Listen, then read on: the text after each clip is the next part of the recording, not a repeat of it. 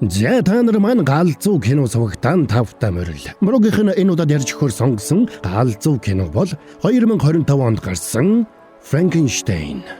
За бороо нэг юм хэлээд байдаг да. Гадаад хэлэндээ муу гэж. Тэм учраас та нарын бодсон шиг яг тэр мэрэгжлийн төвшөнд зөв дуудлагаар хэлж чадахгүй байж магадгүй шүү. Энийг та нар маань ойлгоод өгөөрэй. Тэгээд комментэр хүн загнаад байцгаав. Чадлаараа л дөхүүлээд хэлж байгаа маань энэ. За тэгээд бас нэг юм хэлэхэд та нар баг гадралсан байх. Борогийнх нь хоолой таг. Ягаад гэхээр ханаад хүрцэн. Энэ муухай ханаадыг хүрээд өстө баларж байна. Тэгсэн ч гэсэн та нартай кино тайлбараа аль болох тасралтгүй хүргэхийг зорж байгаа учраас муухай хоолойгоор чамаагүй киногаа ярьсан шүү. Тэгээд онцгүй хоолойгоор ярьсан бол та нар маань уучлаарай муу борогоо. Тэгээд та нар бас энэ муухай ханаадыг хүрчүү аль болох дулаахан явцхан шүү манайхан. За тэгээд энэ галзуу киног та нарт ярьж өгөхөд дугаарын хамтрагчаар дэлхийн хаанаас ч холбоо тасрахгүй Lime хамтран ажиллаж байна. Цаан ч нөхөө Lime Монголд ашиглах дататай болцсон байна. Тэгээ зогсохгүй хүн бүрт 72 ГБ дата үнэгүй бэлгэлж байгаа юм байна. Галзуу юу? Яг одоо энэ QR-ыг уншуулад аваарай. Дугаар харгалзахгүй хүн бүр ашиглаж болно гэдэл бод. Lime. За тэгээд та нар маань саба дараагүй бол саба дарцсан бол лайка дарахтал тэгэл болоо явчихж байгаа юм шүү. Ингээд хэдүүлээ энэ галзуу киноны тайлбартаа орцгоё.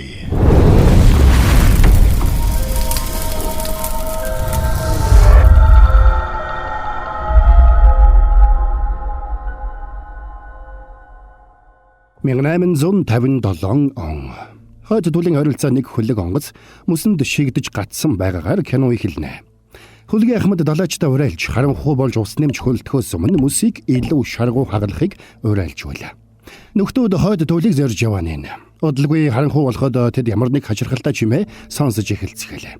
Удалгүй тэртээ толгүйхэн нэг дэлбэрэлт болох чимээ сонсогдоход хөлгийн ахмад хэдэн хүн дагуулад дэлбэрэлт болсон газарт очтол тэнд аимшигтай дүр зураг тэднийг өгдөг. Тэр хавийн талбайд хаасаагүй цус цацарсан байна. Тэгсэн тэндээс холгүйхэн хөлн хүнд гэмтсэн нэг шархтай хүнийг тэд олдог. Тэгэд тэд тэр хүнд туслах гэж оролдох үедээ тэр хөл нь хиймэл хөл болохыг ойлголоо. Тиймээс тэд тэр хүнийг хөлөг рүүгээ авч явахар болно. Тэгсэн тэртээс ямар нэг амтан архирах мэт чимээ сонсогдно. Тиймээс тэр гэмтсэн хүнийг хөлөгтөө оруулаад бууга бэлдэж нөгөө амтныг хүлээцгээлээ. Бууга бэлдэцгээ. Миний тушаалаар буудсан шүү. Анлоод галлаад тэд тэр амтныг баавга гэж боджээ. Гэвч тэдний бууны сум нөгөө амтанд юусоо нөлөөлсөнгүй. Тиймээс далайчид сандралдаж бүгд хөлөг рүүгээ гарах гэж яарцгаана. Тэгсэн нөгөө амтан тэднлүү дайрч таарсан бүхнээ ийш тийш нь шидэлж гарлаа. Тэр амтан асар хүчтэй болох нь илэрхий. Тэгээд нөгөө араат нь тэдний хөлөг рүү гараад ирнэ. Тэр чангаар архирч тэрнийг надад өг гэж хашгирна. Тэр араатан шарахтай хүний хойноос ирсэн болохыг далайчид ойлгоцгоно. Далайчид тэрнлөө нэг нэгээрээ дайрсан ч жирийн хүн тэрнийг дийлэхгүй нь тодорхой байлаа. Энэ үеэр хөлгийн ахмад яаралтай 4 амт буу авчрахыг тушаана. Тэгэд асар хүчтэй 4 амт буугаар буудаж эхлэхэд бууны цохилтод өртсөн нөгөө араатан хөлгийн хидэгнээс доош ундаг. Гэвч тэр үхээгүй байлаа. Ууралж хэлгэнсэн араатныг дээшээ гарахаас өмнө далайчид дамжиж шатаа татсан учраас нөгөө араатан тэрнийг надад авчирч өг гэж хашгираад хөлгийг нь хажуу тийшээ хазаатал түлхэж эхэлдэг. Энийг харсан хөлгийн ахмад самбаачилж тэрний хөлний хажуу руу буудсанд хөл доорох мөс нь хагарч нөгөө араатан мөсөн доор ороод живдэг. Дараа нь далайчид нөгөө хөлн гэмтсэн хүнээс юу болоод байгааг асуухад цаадах нь өөрийгөө Виктор гэж танилцууллаа. Тэгэд Виктор тэр араатныг эргэж ирэх болно. Өөрийг нь тэрэнд өгөхөөс нааш тэр зогсохгүй тэнд байгаа хүн бүрийг ална гэж сэрэмжлүүлдэг. Тэгэд хэрвээ тэр дахиж ирвэл та нар өөрсдийгөө эрсдэл битгий орвол зүгээр л намайг тэрэнд өгч гэж хэлнэ. Ахмад энийг сонсоод гайхаж тэр ямар араатан болохыг хэн ийм араатныг бий болгосон болохыг Виктороос асуудаг. Хариуд нь нөхөр би тэрнийг бүтээсэн гэж хэлнэ. Тэгэд Виктор тэдэнд өөрийнхөө түүхийг ярьж өгдөг. Тэрнийг Виктор Франкенштейн гэдэг байна. Аав нь тэрнийг үргэлж ялж яваасаа гэсэндээ Виктор гэсэн нэрийг хайрлсан байж. Виктор хүү баг байхдаа ээжтэйгээ хамт нэг авраг том орд харшид амьдардаг байжээ. Харин аав нь гэртээ байхасаа байхгүй нэх байдаг байлаа. Викторийн аав бааран цолтой, гайхалтай чадварлаг мэс засалч хүн байдаг. Аав нь ээжт нь хайргүйч, эд баялаг алдар нэрэнд нь болж ээжтэй нь гэрэлсэн байж. Аавыг нь олон хоног эзгүй байж угад хаяаны гэртээ ирэхтэн тэдний орд харж бүхэлдээ хөл өмэн болдог байлаа. Тэнд Викторийн аавын үгнээс зөрж зөрөхлөх хүн нэгч байсангүй. Орой бүр Виктор гэртээ байдаг нэг сахиусан тэнгэрийн хөшөөний өмнө суугаад хичээнгүйлэн залбирдаг байж. Харин аав нь ирсэн өдрөөс эхлээд аав ээж хоёр нь өдөржин шүнжин муудалцаж хэрэлддэг байлаа. Виктор хөөхөл хүндтэй ээжтэй маш их хайртай байсан бол аавдаа тийм ч сайн байсангүй. Харин аав нь ээж хүү хоёрыг хоёуланг нь үзэж чаддаггүй байж. Гэртээ байх үед аав нь Викторт хүний биеийн анатомийн талаар мэдэх бүхнээ маш шахуу заадаг байсан бол хүүч энийгээ дагаад хар багаас анатомийн талаар маш өргөн мэдлэгтэй нэгэн болсон байж. Тиймээс аав нь тэрнээс хүний биеийн анатомийн талаар нарийн зүйлсийг асууж шалгадаг байлаа. Тэгэд Викторыг хариулж чадахгүй бол саваагаа аваад гарыг нь биш нүрийг нь савааддаг байж. Учир нь Викторыг мэс засалж болно гэж үзчихсэн учраас гарыг нь гамандаг байлаа. Гэтэл нэг өдөр ээжийнх нь бие муудна. Төрхийн хүндрэлтэд тулгарсан нь тодорхой болсон учраас аав нь ээжд нь мэс засал хийхээр өрөө рүүгээ авч ордог. Аава, ээжийг заавал авраарай. Гуй. Гэвч харамсалтай нь ээж нь мэс заслыг даалгүй амьсгал хураажээ. Харин хэвлээд нь байсан бяцхан хүүхдийн амийг аварч чадсан байна. Үүнээс болоод Виктор сэтгэл санааны хүнд цохилтод орлоо. Тэр цагаас хойш тэрний амьдрал түнэр харанхуй мэт болжээ. Викторийн дүүг Уильям гэдэг байлаа. Аав нь Викторыг үзэн яддаг байсан бол Уильямд маш их хайртай байж. Тиймээс ч Уильям Виктороос хамаагүй илүү аз жаргалтай өсчээ. Энийг нь харсан Виктор дүүдээ атаархна. Үүнээс гадна ээж нь тухайн цаг үеийнхэн хамгийн агуу мэс засалжуулах аавынх нь мэс заслын үеэр амиа алдсанд Виктор битүүхэндээ сэжиглэнгүй ханддаг байж. Аава, та ээжийг зориуд өхүүлсэн биз дээ. Би ээжийг чинь аврах гэж шадаг бүхнээ л хийсэн. Чи энийг ойлгох ёстой. Тэгвэл та бүтлгүйдсэн байх нэ? Хинж үхлийг ялж чаддаггүй юм. Би үхлийг ялах болно. Тэр шин Виктор нэг ер бусын зүүдэлжээ. Зүүдэнд нь харанхуйн сахиусан тэнгэр үзэгдэж тэрэнд чи үхэл болон амийн хүчийг захирна. Чи хаваасаа ч илүү агуу мэс засалж болох болно гэж хэлжээ. Тэр зүүд гэхэд бодит байдлаас ч илүү бодиттой санагдсан учраас Виктор энэ үгэнд нь шууд итгэсэн байна. Тэрнийг ингээд ярьж байх зур хөлгөөс нь холгүйхэн нөгөө араатан мус хагалж гарч ирж байгаа харагдлаа. Виктор түүхээ үргэлжлүүлээд ярина. Тэр цагаас хойш удалгүй 2 удаагийн иргэний дайн болон 1 удаагийн их түүмэрийн улмаас тэдний эд хөрөнгө бүхэлдээ үгүй болжээ. Удалгүй аав нь ч нас барсан учраас хамаатнууд нь дүү Уильямыг нь Уэн рүү, харин Викторыг Эдинбург руу илгээж. Тэр цагаас хойш Виктор ангаахын хамгийн шилдэг академид шамдан суралцж хамгийн шилдэг мэс засалж болж чаджээ. Тэр нэг удаа ангаах ухааны эзэн хааны коллежид нэг чухал илтгэл тавьсан байна. Тэр илтгэлд Виктор амьдрал бурхнаас ирдэг. Тиймээс амьдралыг хянаж чадахгүй. Харин үхлийг бид удирдах чадна. Хүмүүс бид үхлийг бүр мөсөн зогсоож чадна гэж хэлдэг. Тэрхүү илтгэлийнхээ хүрээнд Виктор нэг нас барсан худалдагчийн цогцыг авчирсан байлаа. Харин тэр цогцонд мужааны гарыг залгажээ. Тэгээд тэр тусгай цахилгаан гүйдлийг гүйлгэсэнд нөгөө цогцос гэнэт амьсгалж эхэлнэ. Тэр энэ үзэгдлийг шин зүйл биш гэж хэлээд харин энэ үзэгдлийн цаана энэ биеийн дотор гүйж байгаа энерги нь цоо шин зүйл гэдгийг тайлбарлах гэж оролддог. Тэр нэг дорн дахинд байдаг чи гэсэн ойлголттой холбож тайлбарладаг. Тэгсэн хурлыг удирдахжүүлсэн профессорууд уурлаад энэ эрдэм шинжилгээний тайлбар болохоос циркийн үзүүлэнгийн талбар биш. Энэ циркээ одоохон зогсоо гэж загнана. Энийг сонссон Виктор тэдний янзыг үзэхээр шийдэж гартаа барьсан аливаа цогцос руу шидэхэд нөгөөх нь алимыг бариад авдаг. Энэ бол циркийн үзүүлбэр биш ээ. Энэ бол шийдвэр. Нэг өгсөн хүний нүд өөр өгсөн хүний гар хоёрын хоорондын уялдаатай ажиллагаа. Ингэж хэлээд Виктор очоод нөгөө цогцсонд алимаа өгнө гэсэнд цаадах нь алимаа өглөө. Энийг харсан багш нар нь ууралж наад зүйлээ аваад эндээс бушуухан зайл гэж хөдөг. Энэ бол ирээдүй. Энэ бол боломж. Энийг яагаад судалж хөгжүүлж болохгүй гэж. Бурхан амийг өгдөг. Бурхан амийг авдаг. Тэгвэл бурханд алдаа байна гэсэн үг. Бид тэр алдааг нь засч чадна. Энэ тэнгүүдээр дуу хоолойгоо бүү хариул. Ингэж хэлээд Виктор нэг зүгээс сугалсанд нөгөө хүн тэдний нүдэн дээр амьсгал хураадаг. Викторын энэ бүх илтгэлийн үзэгчдийн суудлаас Хенрик Харлендер гэгч анхааралтай сонсч байлаа. Тэгээд Викторыг тэндээс гарч явсны дараа тэр хүн Виктор дээр очиод дүү Уильямынхын бичсэн загтлыг тэрэнд дамжуулж өгнө. Тэрээр Викторийн дүү Уильям хөдөлгөө ирээд Виктортай уулзах гэж байгааг. Бас сүйд бүсгүй Элизабетыг тэрнтэй танилцуулах гэж байгааг дуулгана. Харин Уильямын сүйд бүсгүй Элизабет нь тэрхүү Хенрик Харлендерийн үеэл дүү нөж. Викторийн дүү Уильям санхүүгийн ертөнцид амжилттай яваа нэгэн гэдгийг Викторт хэлэхэд Виктор энийг нэг их ошоодгүй. Тэгээд Хенрик Виктороос нэг зүйлийг чухалчлан асуулаа. Чи үнэхээр үүнд итгэж байна уу? Хүнийг угсарч болно гэдэгт. Шинэ бие угсраад ам өгч чадна гэдэгт.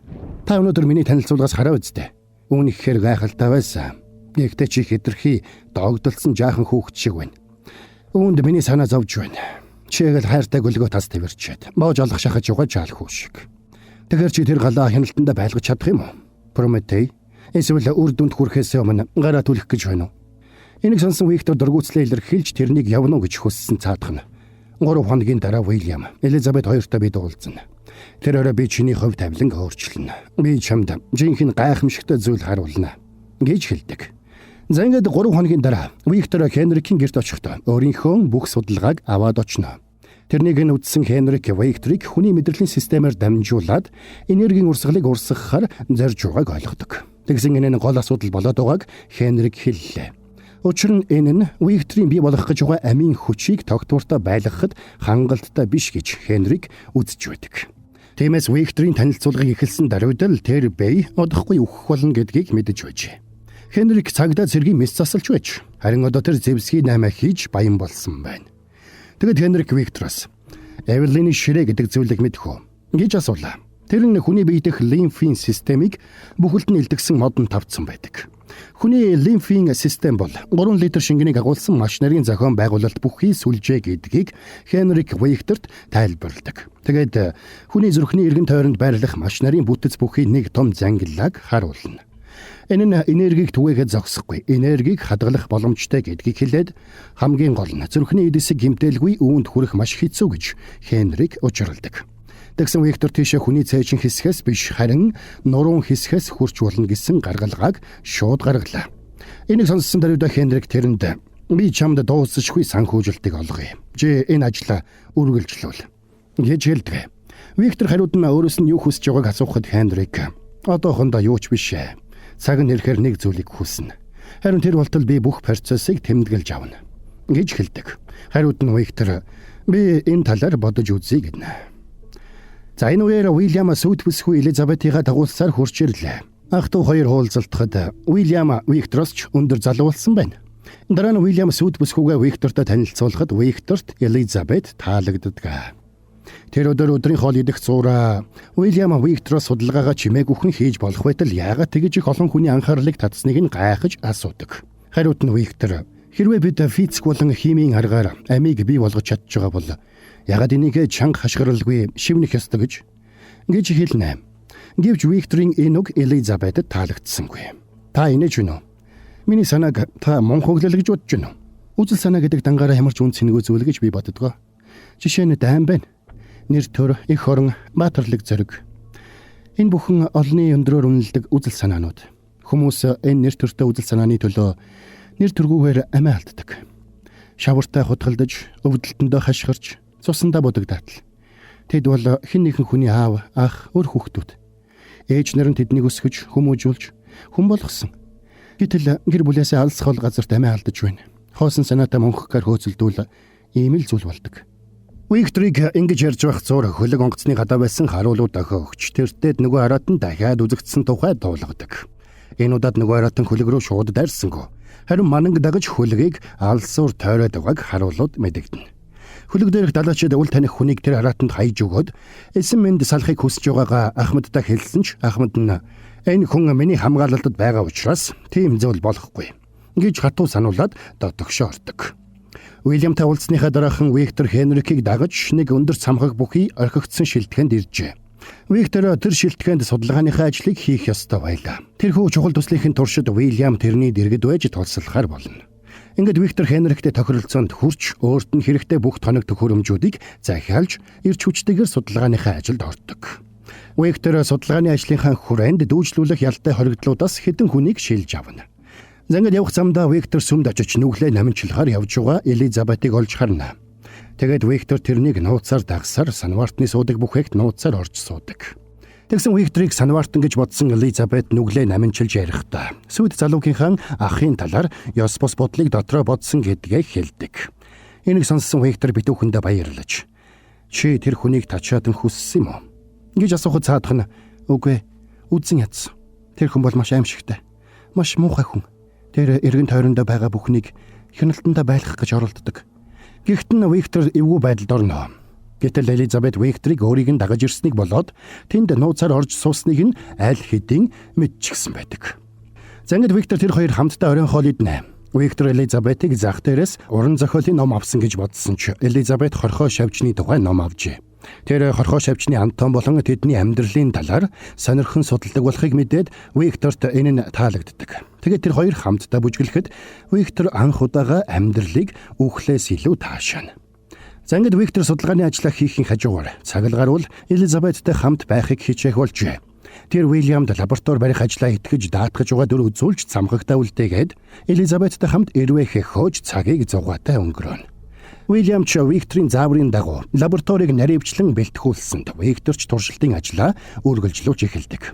Тэгсэн нэг өдөр Хенрик Виктор дээр дүнсгэр байдалтай хурж ирлээ. Дан дуусахад өгчөөсөн учраас Хенрикийн зэвсгийн аймаа урдын шиг ашигтай байхаа болж байлаа. Тиймээс Хенрикийн төвчээр нь алдагдж байна.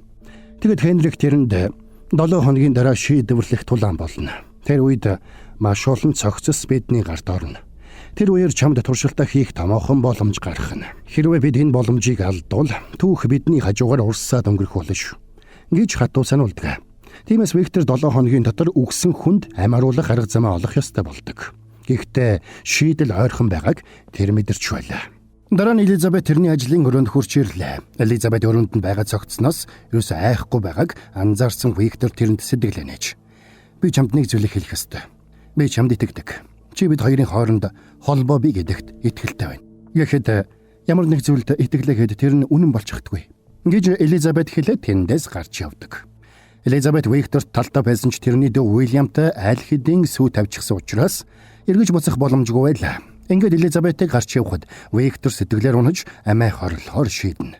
Гэвч тэр мөчөд тэрний толгойд нэг санаа төрсөнд тэр санаагаа ашиглаж Виктор үгсэн хүний дотор тогтвортой эрчим хүчийг дамжуулан өгч чадна. Ингээд хамгийн чухал түлхүүрээ олсон Виктор 7 хоногийн дараа дайны талбар руу очиод туршилтанд нь тохирох цогцснуудыг хайж эхэлдэг. Тэр аль болох өндөр нуруутай хүн олохыг хичээж байлаа. Энэ нь тэрний мэс заслын ажлыг илүү хэлбэр болгох байж. Тэгээд тэр маш олон хүнээс эд эрхтнүүдийг салгаж аваад өөр хооронд нь нийлүүлж байсан бол Хенрик тэр бүхний зургийг аваад баримтжуулж байна. Удалгүй тэдний төлөвлөсний дагуу хүчтэй шуурга дээгддэг. Тэд энэ шуургыг ашиглаж асар хүчтэй батарейгаа цэнгэлж авахыг зоржээ. Энэ үеэр Виктор Хенрикийг хүнд өвчтэй болохыг олж мэднэ. Хенрик тэмбүүгээр өвдөж, өвчин нь эцсийн шатандаа орсон байж. Хенрик өөрт нь хугацаа багуулсан гэдгийг хэлээд Викторт би энэ хөрөнгө оруулалтыг хийснийхээ хариуд нэг зүйлийг хүснэ гэж хэлж байсан да. Тэр зүйлээ одоо хэлье.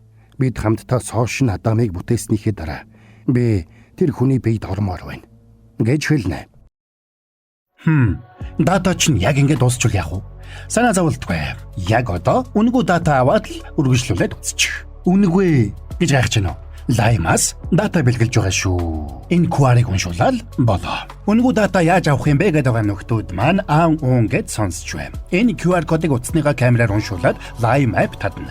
Утасны дугаар эсвэл email хаягаараа бүртгүүлчихнэ. Тэгээд нэгдүгээрт Lime app-ийн үйлчилгээ хэсгээс дата цэсийг сонгоно. Хоёрдугаарт датаны данс хэсгээс идэвхжүүлэх товчийг дарна. Гуравт дата дансны тухай мэдээлэлтэй танилцаад идэвхжүүлэх товчийг дарна.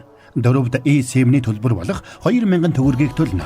Тавд дата туслах нэртэй чат сувгаас данс идэвхжсэн тухай мессеж ирмэгц eSIM суулгах товчийг дараарай. Тэгээд суулгах товчийг дараад зааврын дагуу утсандаа суулгаад болон байна шүү. Энийг сонсон Виктор цочирдож эрс татгалзна. Тэгээд энэ талаар одоо биш дараа ярья гэж хэлээд самхагийн орой дээр гарлаа. Тэгэд Виктор аянга газар дуулагчаа самхагийн орой дээр байрлуулах гэж байтал Хенрик араас нь гарч ирээд би чамд хүссэн бүхнийг чинь өгье. Тэр бүхэл Элизабетийг ч өгье гэж гуйхт нь Виктор эрс татгалзаад. Өвчин чинь чиний бүх системээр тарсан байгаа. Чи чинийг мэдж байгаа. Чиний бие дотроосоо ялдарч байна. Тиймээс болохгүй гэж хэлэхэд арга барсан Хенрик Викторийн төхөөрөмжүүдийн нэгийг шүүрч аваад өөрийнх нь хүслийг зөвшөөрөхгүй бол доошоо хаяна гэж сүрдүүлдэг. Үүнээс болоод тэр хоёр барьцалдаж авсан ч Хенрик халтарч нүхээр доош унаад амьсгал хураана. Зангид Виктор төхөөрөмж ажилуулсанд цамхагийн оройд байрлуулсан төхөөрөмж доош бууж цогцыг хийсэн төхөөрөмжтэй холбогдсонд аянгийн хүч төхөөрөмжтэй холбосон цэник хураагурыг цэнгэлснээр цогцос дотор эрчим хүч гүйсэн ч зүрхэн цохилохгүй байлаа. Туршилтанд бүтлгүйтсэн гэж бодсон Виктор өөрийнхөө залбирдаг сахиусан тэнгэрийг худалч гэж харааж зүгхэд ядарсандаа унтаад өгдөг. Тэр шөнө Виктор дахиад нөгөө сахиусан тэнгэрийг зүүдэлжээ. Тэгээд өглөөнс ирэхэд нөгөө цогцос Викторийн өрөөний үүдэнд ам орчихсон зогсож байдаг. Виктор тэрнийг хараад баярлж тэрнтэй дохио зангаагаар ойлголцохыг оролдож эхэлнэ. Тэгээд тэр өөрийгөө Виктор гэж танилцуулсанд цаадханч нэрийг нь хэлж сурна. Мань хүн тэрний зүрхийг чагнаж үзтэл зүрхэн цохилж байлаа. Ер нь манайхаа киноны туршид штэ энэ хүний нэр ерөөсө гарахгүй заяа. Тэгээд Виктор энэ хүнд нэр өгөөгүй учраас хэдүүлээ нэргүй гэд нэрлэж. За тэгээд Виктор өөрийн бүтээсэн хүнийг зойрондоо аваачаад гинжилсэнд цаадханч тэрний хэлсэн бүхнийг хийнэ. Нэргүй яг л хорвоотой танилцж байгаа бяцхан хүүхэд шиг байлаа. Харин Виктор тэрнийг яах ёстойгоо одоохондоо сайн мэддэг. Тэр цагаас хойш хэдэн 7 хоног өнгөрөхөд Викторны бүтээсэн хүн илэрхий хүчтэй болсоор байна. Гэвч хэл ярианы тал дээр сул дорой хിവэрэл. Энэ үеэр нэргүй санамсаргүйгээр гараа зүссэнд тэрний шарх өөрөө маш хурдан эдгэрч байгааг Виктор анзаарлаа. Виктор тэрнийг загнасанд цаадах нь хууралдаг. Сандарсан Виктор тэрнийг тайвшруулад зойрондоо хаваачаад дахиад гинжилнэ. Виктор тэрнийг оюун ухаантай эсхийг шалгахын тулд үг хэлүүлэхийг оролдож исэн ч цаадах нь Виктор гэхээс өөр үг хэлж чадахгүй л. Харин ч ууралж бухимдаж хашгирч байгаа Виктороос айж байгаа нь илэрхий. Виктор тэрэнд "Би чиний бүтээгч учраас надаас хизээч битгий гэж хэлнэ. Энэ үеэр Элизабет Уильям хоёр Хенрик Виктор хоёрыг эргэхээр самхагт хурч ирнэ. Элизабетийг харсандаа баярлсан Виктор тэрнийг дагуулж туршилтынхаа үр дүнг харуулах гэсэн ч Элизабет тэрнээс Хенрикийг хаануугайг асууж эхэлнэ. Виктор "Тэр энд байхгүй. Хэд хоногоос ирнэ" гэж хэлээд Уильямыг дагуулж дээшээ гарна. Гэвч ард нь үлдсэн Элизабет зойрноос гарах дууг сонсоод тийш очсонд тэнд Викторийн бүтээсэн нэргүй зогсож байх нь ойлгомжтой. Гайхсан Элизабет тэрэнд хурч үтсэнд цаадханж Элизабетийн гаранд хурч үзнэ. Тэр Виктороос өөр хүн хараад гайхаж байгаа нь илэрхий. Тэгээд "Хин чамайг ийм болгоов вэ?" гэж асуухад шууд дээшээ гарч Виктороос асууна. "Тэр хүн чиний хохирогч юм уу? Чиний өвчтөн юм уу?" "Би тэр хүнд амийг өгсөн." За тэгээд хамтдаа нэргүүдээр очисонд Уильям тэрнийг хараад гайхлаа. Тэгээд Уильям "Энэ оюун ухаантай юу?" гэж асуухад Виктор юу ч хэлсэнгүй. Тэрээр Виктор нэргүүг маш олон хүний эргэтнүүдийг нийлүүлж хийсэн гэдгийг хэлэхэд Уильям тэрнээс "Энэ хүнийг бүрдүүлж байгаа тэр эргэтнүүдийн аль хэсэг нь тэр хүний сүнсийг тээж байгаа юм бэ? Тэр цогцснуудын яг аль нь энэ хүн юм?" Гэхдээ Виктор "Би мэдэхгүй" гэж хариулдаг. Тэр шөнө Элизабет доош буухад нэргүй муусны усаар навч урсахыг сонирхоод харж суулаа.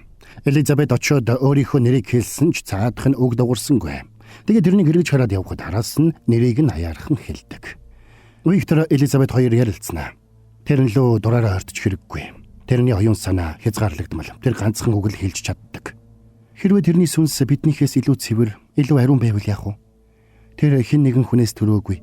Бурхан тэрэнд шууд амийг өгсөн бол тэрний сүнс биднийхээс илүү ариун байх шүү.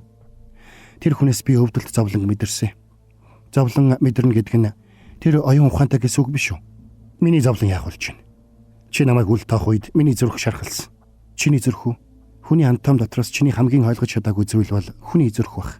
Зөвхөн мангасл бурхны дүрд тоглодог юм гэж хэлээд яваад өгнө. Энэнд нь ууралсан Виктор хамаг уураа нэргүүд гаргаж эхэлдэг. "Чиний зүрх цэвэр ариун. Харин би мангас болж таарсан уу?" гэж хэлээд тэрнийг гинжилж байгаад зодно. "Чи миний тушаалуудыг дагах ёстой" гэж ус хашгирна. Тэгсэн нэргүй хуурлаад төмөр савааг нь барьж аваад мушгаад шидчихлээ.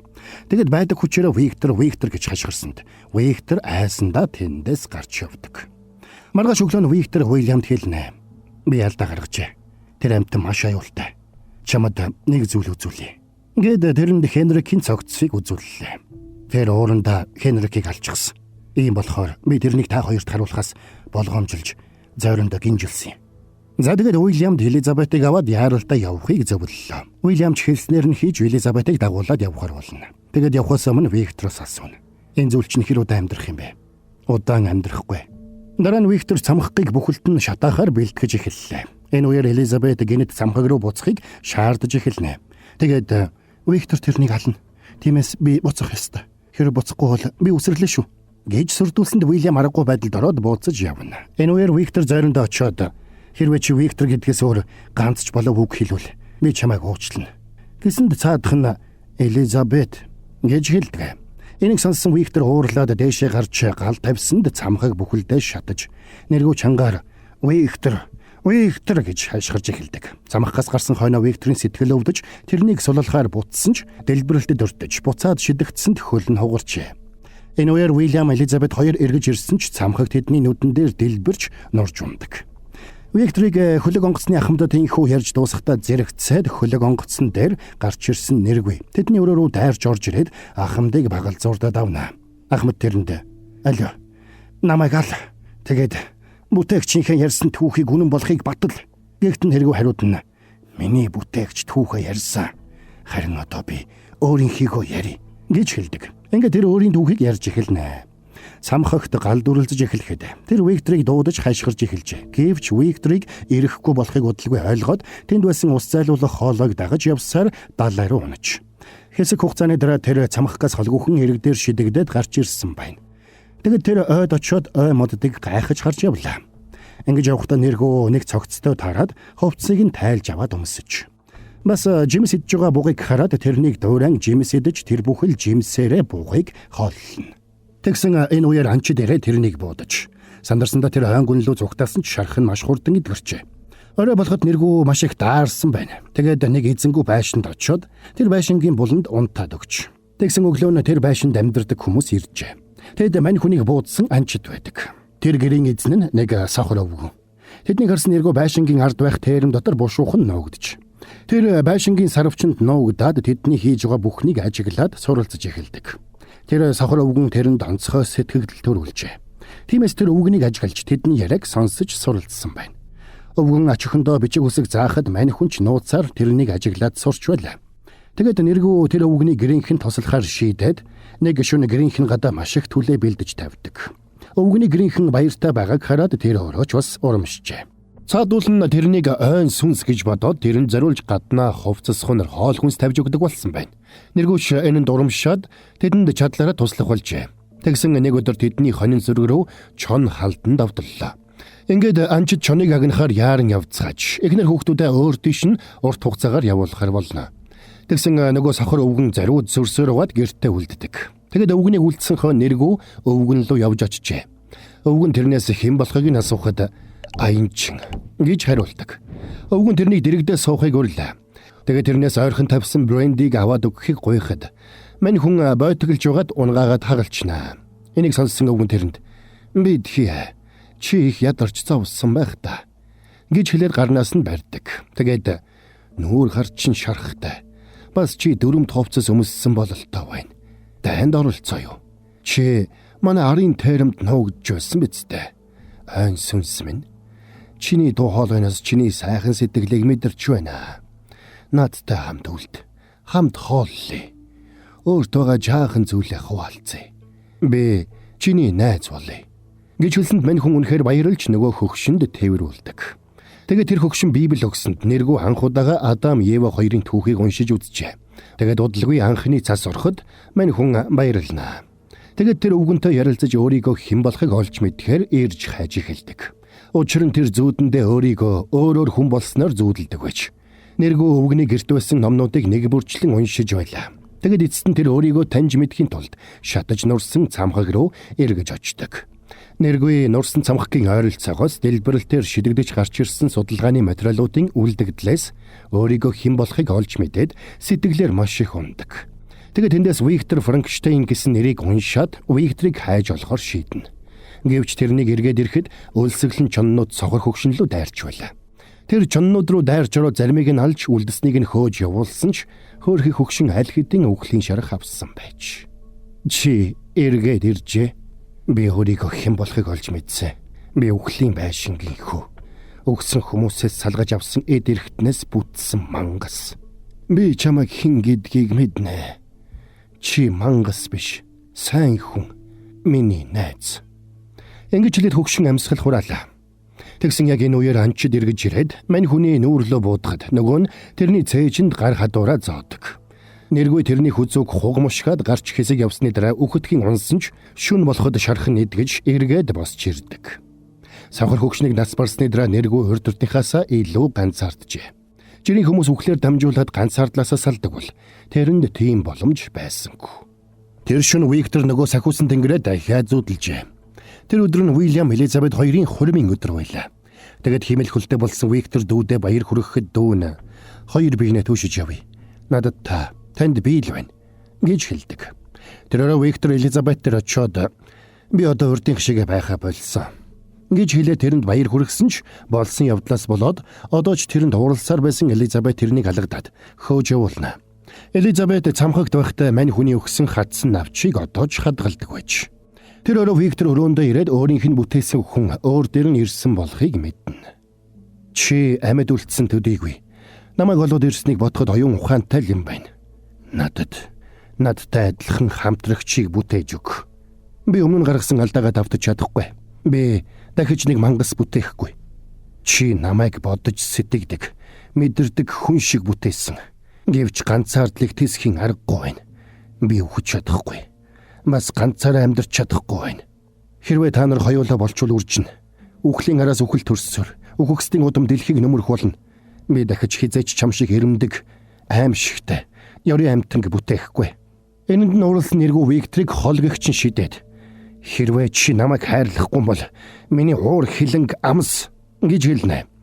Энэ дуу чимээг Уильям Элизабет хоёр тус тусынхаа байсан газраас сонсдог. Тэгээд ойрхон байсан Элизабет орж ирээд тэрнийг тайвшрууллаа. Энэ үеэр Виктор буу аваад тэрнийг буудсан ч Элизабет урдуур нь ороод буудуулж үхлийн шарх авдаг. Уильям найзуудынхаа хамт гүйж орж ирэхэд Виктор тэр Элизабет руу дайрсан гэж хашгирахад заадуулан тэрнлөө дайрч орсон ч тэр бүгдийг нь хологогч нь шидэж орхино. Үүнээс болоод Уильям ч хүнд шарх авлаа. Элизабет амьсгал хураахынхаа өмнө тэрэнд намайг эндээс аваад яваар гэж хэлсэнд нэргүй Элизабетийн цогцсыг тэврээд тэндээс гарч явна. Виктор сандарч Уильям дээр очиод "Тийсэр би чамайг аварч чадна" гэж хэлэхэд Уильям "Хинээс? Танаас уу? Би танаас айж байна. Таны галзуурал, солиорол бүхнээс би айдаг байсан. Энэ бүхэн танаас болсон. Та бол чингэх нь мангас" гэж хэлээд амьсгал хураадаг. Ингээд Виктор буу аваад нэргэн хойноос явсан бол нэргүй Элизабетийг нэг агуйд авчирлаа. "Элизабет, би амьдралынхаа туршид ямар нэг зүйлийг хайсаар ирсэн. Харин хайж үссэн зүйл маань чи байж. Амьдрал бол эрэл хайгуул. Хайсан бүхнээ олохын нэр. Гэхдээ энэ төр зуурынх байдагт уй гашуу оршдог" гэж хэлээд амьсгал хураадаг. Энэ үеэр Виктор тэдний мөрөөр мөшгсөөр агууд ирээд нэргүүлөө буудсанд цаадах нь Викторыг барьж аваад хүнд шархтууллаа. Тэгээд "Чи намайг бүтээж хүсээгүй амьдралаар минь амьдруулж байна. Тэгвэл би чамд энэ зовлонгоо мэдрүүлэх болно. Би чамайг даруу болгоно. Чи миний бүтээгч байж болно. Гэхдээ энэ мөчөөс эхлээд би чиний эзэн болно" гэж хэлээд тэрнийг агууд орхиод яваад өгнө. Виктор хойноос нь хөөх гэж оролдсон ч цаадах нь тэрнийг тоолгүй орхиод явдаг. Тэр цагаас хойш Виктор нэргүйг мөшгөж зогсолтгүй хөөх болжээ. Нэг удаа тэрнийг мөсөн дунд амарч байхад нь нэргүй ирдэг. Виктор тэрнийг буудсан ч цаадах нь үл доож тэрнийг майхангаас нь чирж гаргаад хөлийг нь хугалж мөрөнд нь хутхыг нь зоогоод "Би чамайг зовоох үед л чи миний үгийг сонсох юм а" гэж хэлдэг. Тэгэд Викторыг тесрэх бөмбөг гаргаж ирэхэд нэргүй энийг хараад тесрэх бөмбөгийг нь авч асаагаад Викторыг өөрөөс нь холдохыг тушаалаа. Ингээд Викторыг холдохдоо зэрэгцээд нэргүүн гарт бөмбөг тесэрсэн ч нэргүй өгсөнгүй. Тэр бүхэл буцаад байн эдгэрч эхэлжээ. Энэ үеэр хөлгийн багийнхан ирж Викторыг аварсан нь тэр байж. Нэргүй Викторт "Надаас цус гардаг. Майхны гадна байгаа тэр их цус бүгд минийх" гэвч би үхэхгүй. "Энэ зүйл хизээч дуусахгүй" гэж хэлэхэд Виктор тэрний гараас бариад анх удаага уучлал гуйна. "Намайг уучлаарай. Би маш их харамсаж байна. Чи одоо явах болно. Бүтээгчээ. Тэгээд алга болно. Энэ бүхэн төрхөн зуурын хорон байх болно. Намайг энд авчирсан урсгал одоо чамайг аваад явж байна. Тэгээд би ойр ганцаар үлдэнэ. Намайг өршөөгөөрэй миний хүү. Бас өөрийгөө хуучил. Хэрвээ чи өөхөх боломжгүй бол амьдрахаас өөр яах вүлээ? Тиймээс амьдр. Миний нэрийг хэл. Аав минь надад энэ нэрийг өгсөн. Ямар ч удаггүй нэр. Харин одоо тэр нэрийг сүүлийн удаа хэл. Анх чамайг энэ дэлхийд ирэхэд чиний мэддэг ганц үг байсан шүү дээ. Виктор, би чамайг уучлж байна. Амгалан нойрстой. Аава. Магадгүй бид бүгд хүн шиг амьдарч болох юм." Ингэж хэлээд амьсгал хураасан Викторыг нэргүй үнсгэд энэ бүхнийг харж байсан Ахмад гадагшаа гарч багийнхандаа тушаал өгч нэргүйг тэндээс чөлөөтөө явахыг нь зөвшөөрлөө. Ингээд нэргүйг тэндээс явхад нэг зүйлийг ухаарсан Ахмад багийнхандаа "Бид буцах болно. Гэртээ харьцгаая. гэж тушаасанд багийнхан нь баярлж уухайлцгаадаг. Харин нөгөө талд нэргүй жаргаж байгаа нарыг харж ганцаараа зогсоход тэрний нүднээс нулимс урсаж байгаагаар кино маань конец фильм. Энэ түрээд энэ галзуу киноны тайлбар маань дуусч байна. Яавс л эвгүй сценуудтай эвгүй кино байлаа шүү. Хөргийн амтан тэгээд үрд ганцаардахаар болол дуусчихгүй яава. За тэгээд муу брогийнхэн тайлбар ойлгомжтой байж таалагдсан гэж найдаа. Энэ галзуу киног та нарт ярьж өгөхөд дугаарын хамтрагчаар дэлхийн хаанаас ч холбоо тасрахгүй Lime хамтран ажиллалаа. Тамнэ. Lime Монголд ашиглах дататай болцсон байна. Хүн бүрд 72 гигабайт дата үнэгүй бэлгэлж өгнө боддоо. Галзуу биз. Яг одоо энэ QR-ыг уншуулад аваарай. Дээр нь дугаар хэрэгэлцэхгүй хүн бүр ашиглаж болно гээл бод. Lime. Үнэгүй дата яаж авах юм бэ гэдэг нөхдүүд маань гэж сонсч байна. Энэ QR кодыг утасныхаа камераар уншуулад Lime app татна. Утасны дугаар эсвэл имэйл хаягаараа бүртгүүлчихнэ. Тэгээд нэгдүгээрт Lime app-ийн үйлчилгээ хэсгээс дата цэсийг сонгоно. Хоёрдугаарт датаны данс хэсгээс идэвхжүүлэх товчийг дарна. Гуравт дата дансны тухай мэдээлэлтэй танилцаад идэвхжүүлэх товчийг дарна. Дөрөвд eSIM-ний төлбөр болох 2000 төгрөгийг төлнө. Тавд дата туслах нэртэй чат сувгаас данс идэвхжсэн тухай мессеж ирмэгц eSIM суулгах товчийг дараарай. Тэгээд суулгах товчийг дараад зааврын дагуу утсандаа суулгаад болон байна шүү. За тэгээд буруу дахиад хэллий. Та нар маань айл болох дулаахан явцгаагаарай. Брошигээ энэ муухай ханиадыг хөрчүү. Үнэхээр хэцүүхэн байна шүү. Хэцүүхэн байна. Хурдан хоолоо маань зүгээр болоосаа гэж буруу найдаал залбирал сууж ин да. За тэгээд хэдүүлээ. Сабадрагуул сабадарцгаач адарцсан бол лайкач бас дарчгүй. За тэгээд дараагийн бас нэгэн галзуу киноны тайлбараар эргээд уулзтлаа. Түр баяртай.